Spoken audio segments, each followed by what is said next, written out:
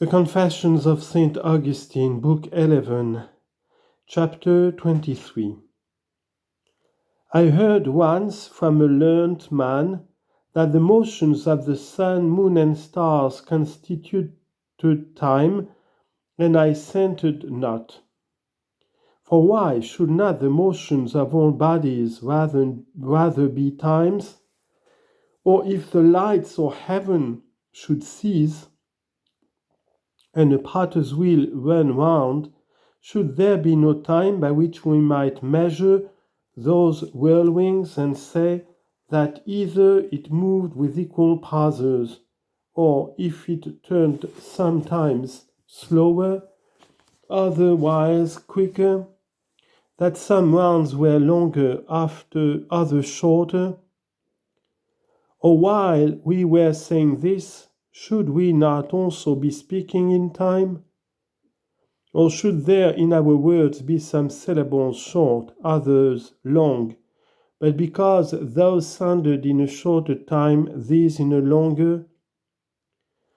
God grant to man to see in a small thing notices common to things great and small. The stars and lights of heaven are also for signs and for seasons, and for years and for days. They are, yet neither should I say that the going round of that wooden wheel was a day, nor yet he that it was therefore no time. I desire to know the force and nature of time, by which we measure the motions of bodies, and say, for example, this motion is twice as long as that. For I ask, seeing day denotes not the stay only of the sun upon the earth, according to which day is one thing, night another, but also its whole circuit from east to east again, according to which we say, there passed so many days, the night being included when we say so many days, and the nights not reckoned apart. Seeing then a day is completed by the motion of the sun, and by his circuit from east to east again, I ask, does the motion alone make the day, or the stay in which that motion is completed, or both? For if the first be the day, then should we have a day, although the sun should finish that course in so small a space of time as 1 hour comes to. If the second, then should not that make a day, if between one sunrise and another there were but so short a stay, as 1 hour comes to, but the sun must go 24 times about to complete one day. If both, then neither could that be called a day.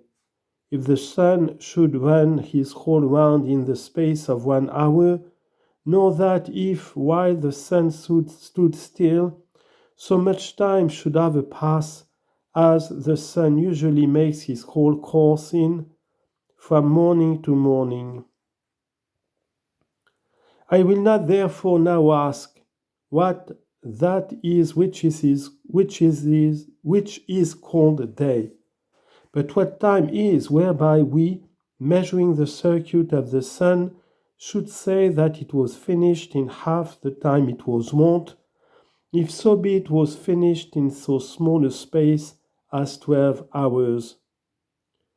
And comparing both times, should call this a single time, that a double time, even supposing the sun to run his round from east to east, sometimes in that single, sometimes in that double time. Let no man then tell me that the motions of the heavenly bodies constitute times, because when at the prayer of one the sun had stood still, till he could achieve his victorious battle, the sun stood still, but time went on. For in its own allotted space of time was that battle waged and ended. I perceive time then to be a certain extension, but do I perceive it or seem to perceive it? Light and truth will show me.